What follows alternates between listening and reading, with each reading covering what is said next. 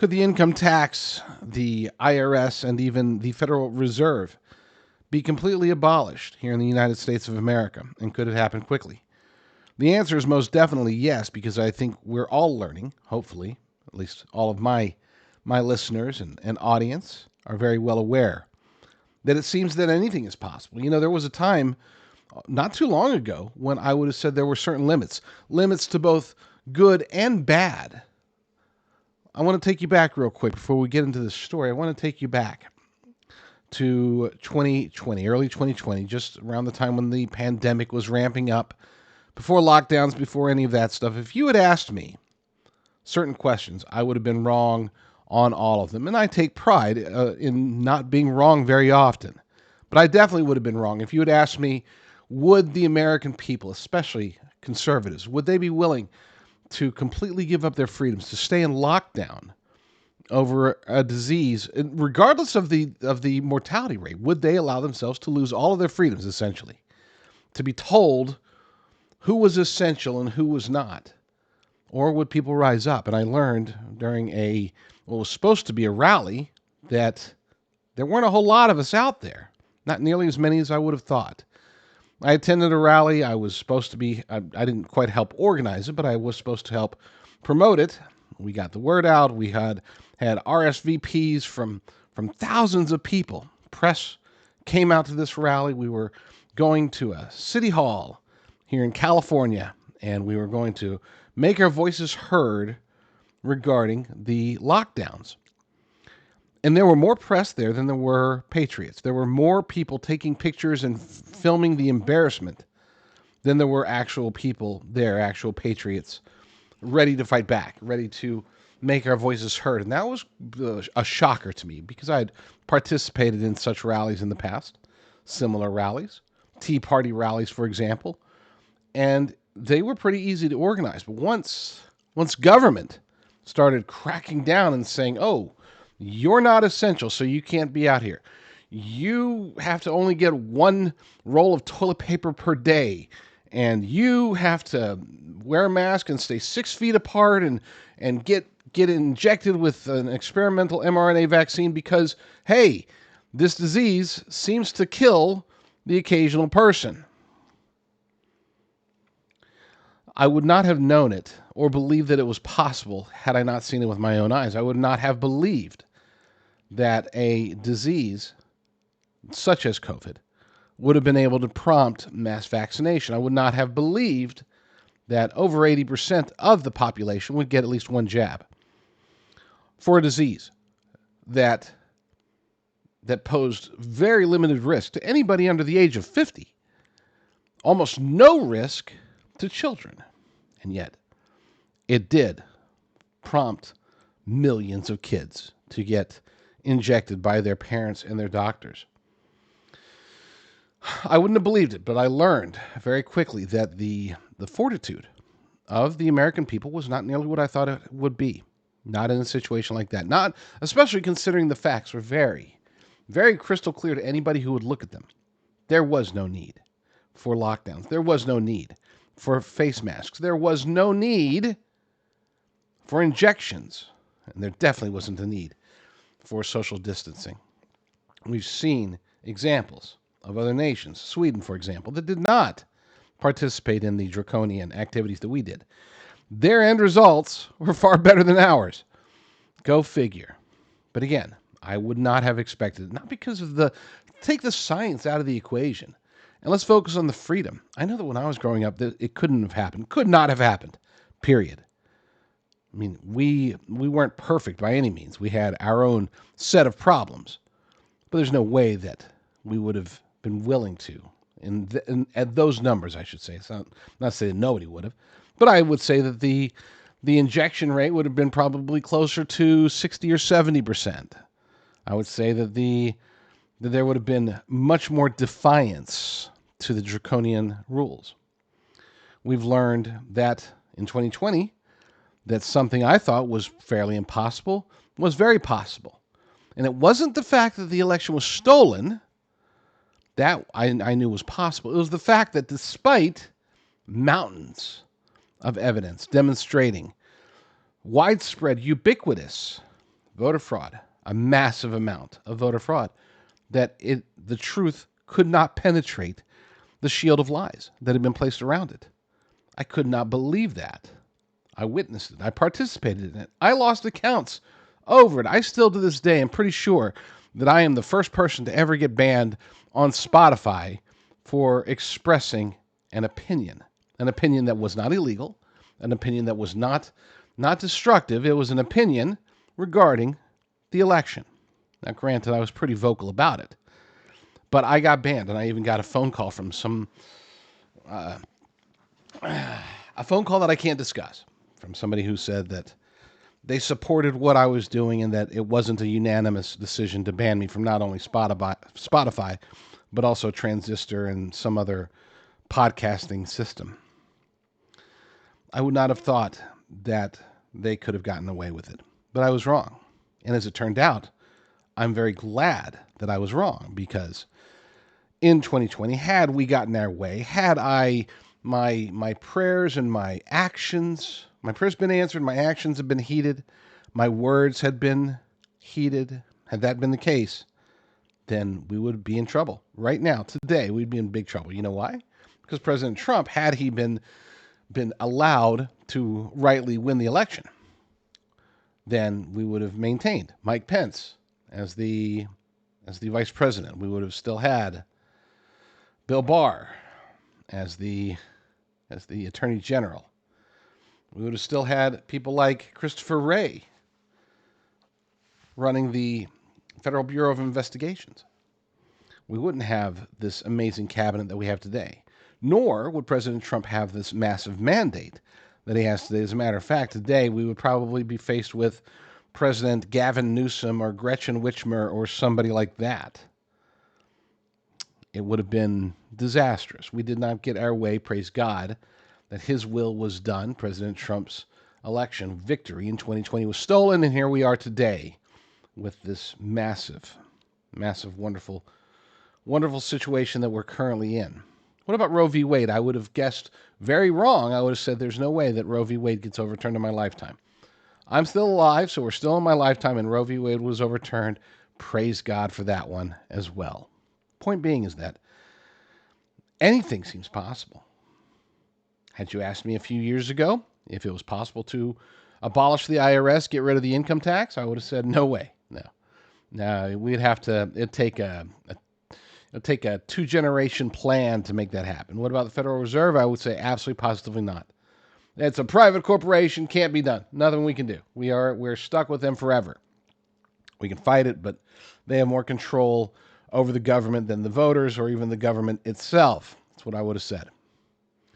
We've learned over the last month that we can dream. We can set goals that previously many of us, most of us, maybe all of us, would have thought were unrealistic. Suddenly, they're realistic. I don't know how realistic it is that we can completely abolish the IRS, but I think that it's definitely possible, as well as the income tax. I mean, we know that we're already in the process of trying to reduce it. Can it be eliminated? Can tariffs make up the difference? According to the most recent statistics, based upon just the notion of President Trump with his desires for equal tariffs across the board. In other words, whatever they charge us, we charge them. If that is implemented appropriately, universally, collected right, and all that good stuff, we're talking about, at least at this stage, about $700 billion in additional revenue for the federal government. But that doesn't take into account that if you were to also eliminate the income tax, you can't assume that prices could go up because of the tariffs, but so would spending. We would have more money. We could spend more, so there would be a need to import more, which means there would be more revenue generated as a result. It's funny, I'd never really considered tariffs to be a variation of like a consumption tax, but in many ways it is.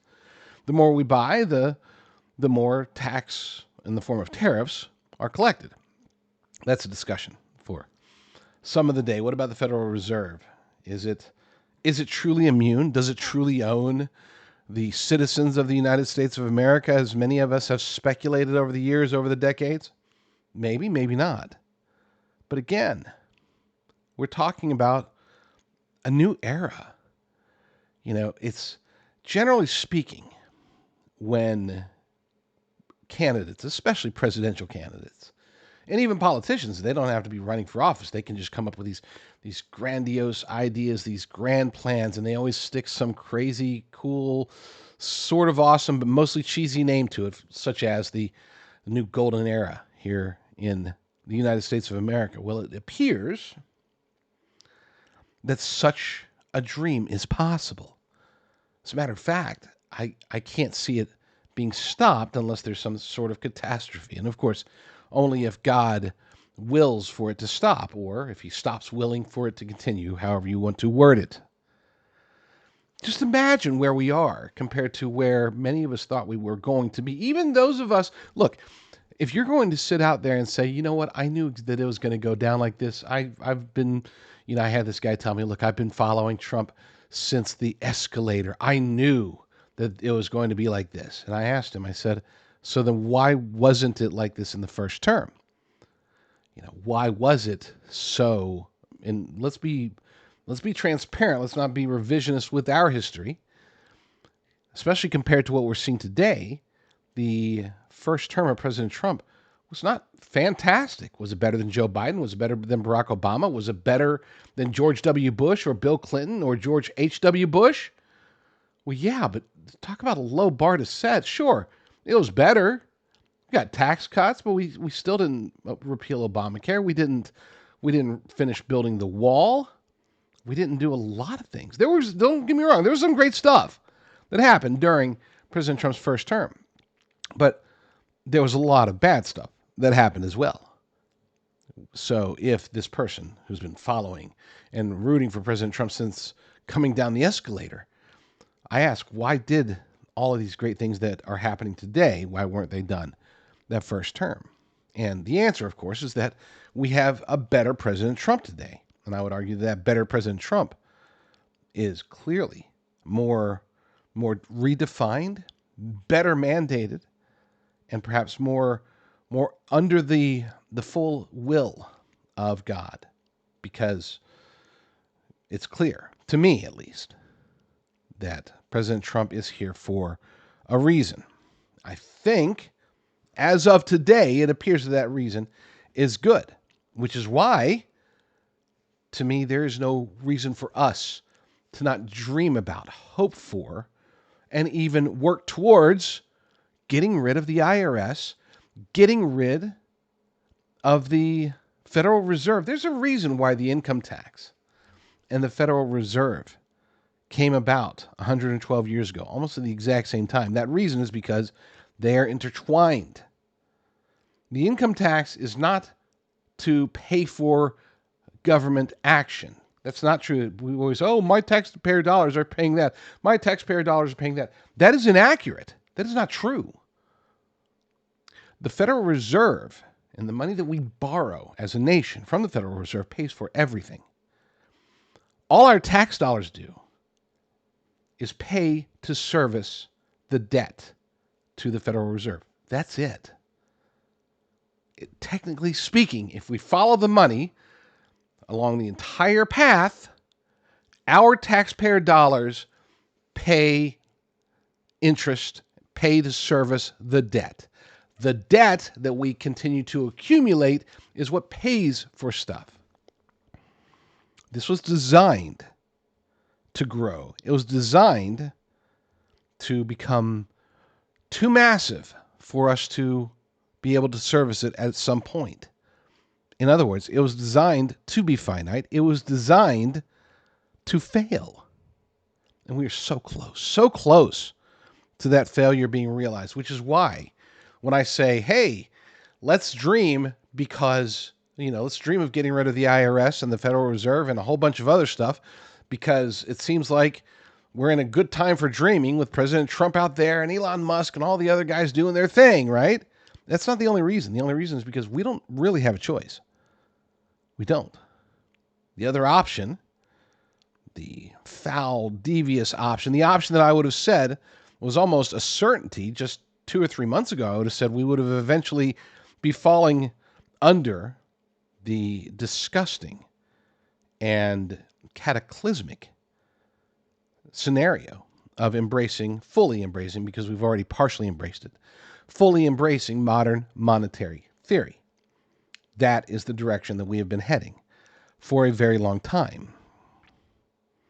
And it wasn't until President Trump came into office and started giving us hope. Now, I want to be very clear.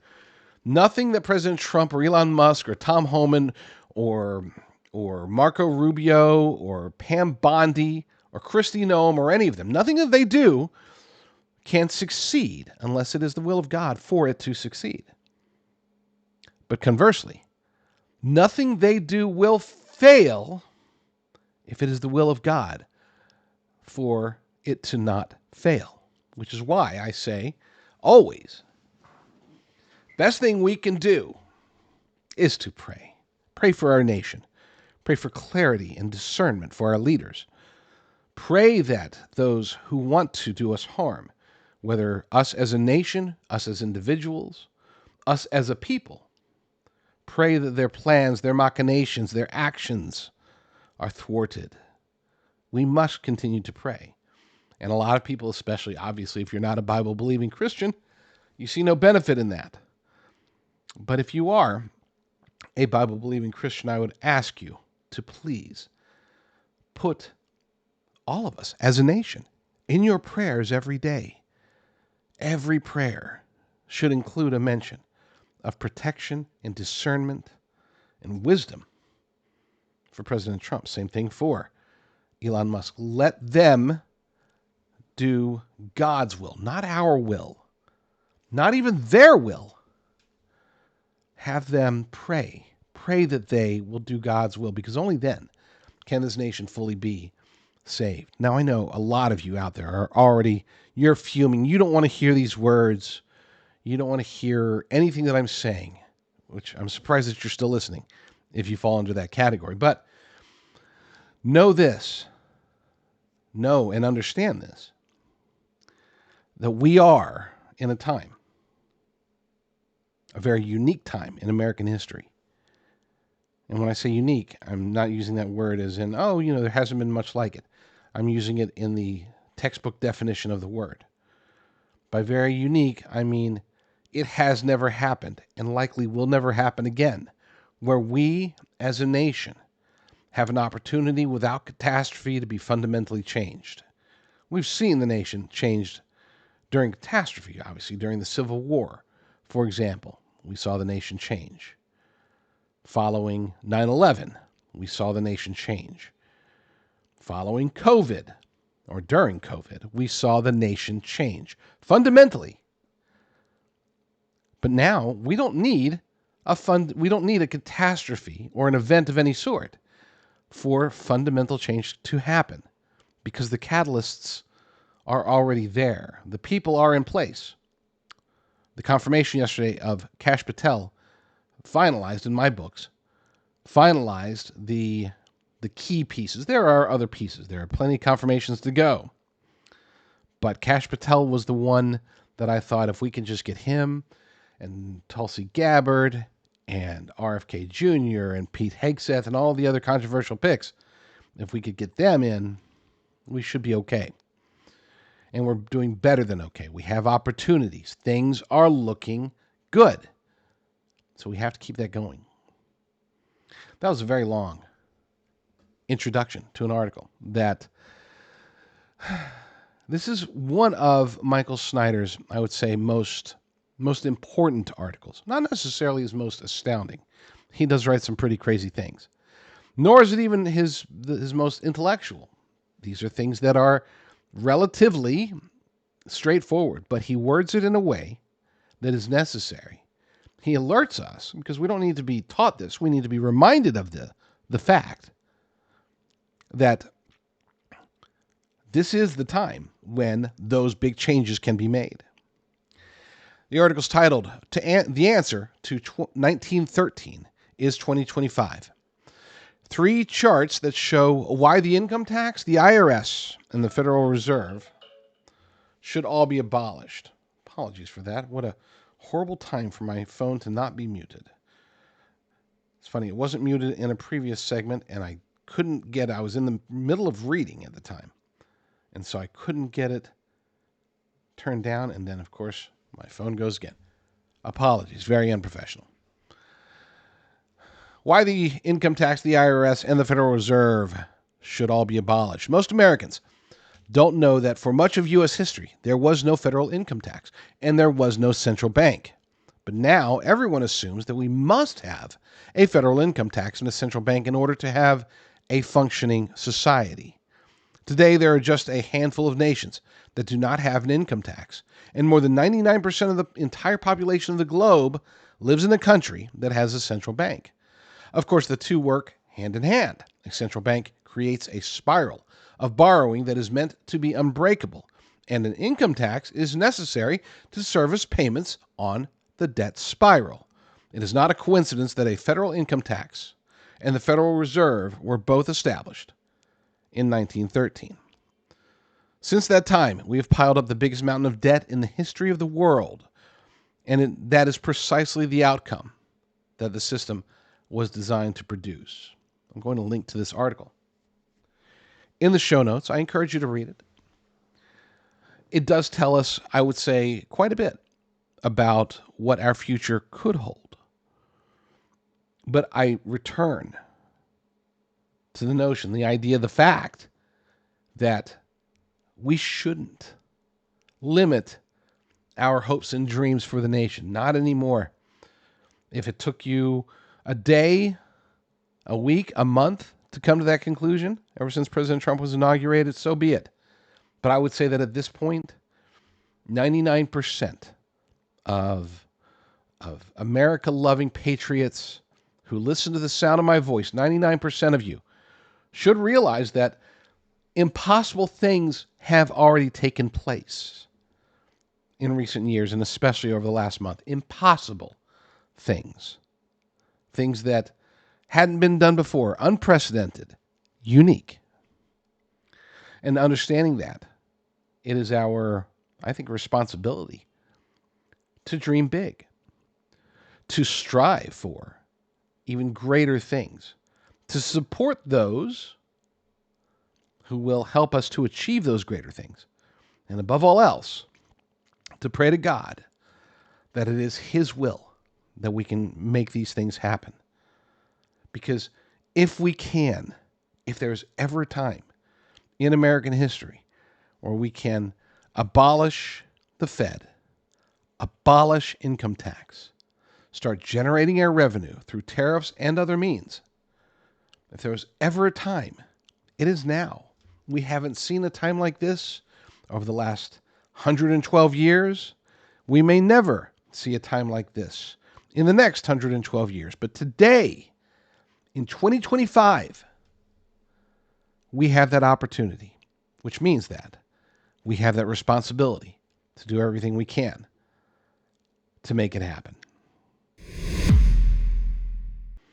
Anybody who's watched my show throughout the Biden-Harris regime, you're probably very well aware that I've been bullish about physical precious metals throughout. And I remain bullish, to be clear, even though obviously we're in a completely different and far better era under President Trump.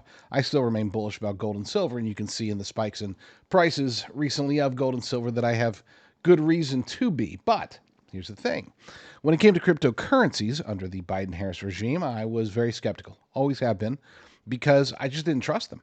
I did not trust that a government that prides itself on authoritarianism would be able to handle a decentralized currency such as Bitcoin, Ethereum, and the like.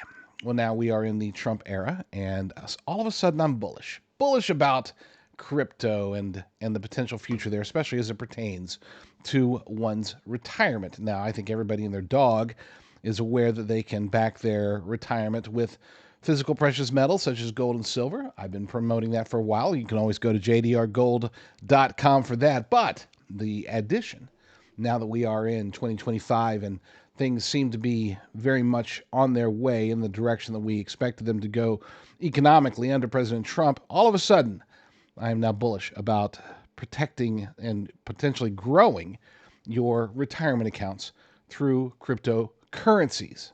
These, like I said, it took me a while. I was skeptical because I thought, they're going to They're going to come out with a central bank digital currency. Well, Trump outlawed those. They're going to come out with de-dollarization and the BRICS. Well, Trump's taking care of that. All right, so what do we have left? Now we have an upside for cryptocurrencies. And I am very, very pleased to recommend going to jdrucker.com/crypto, jdrucker.com/crypto, and find out if a crypto-backed IRA is right for you.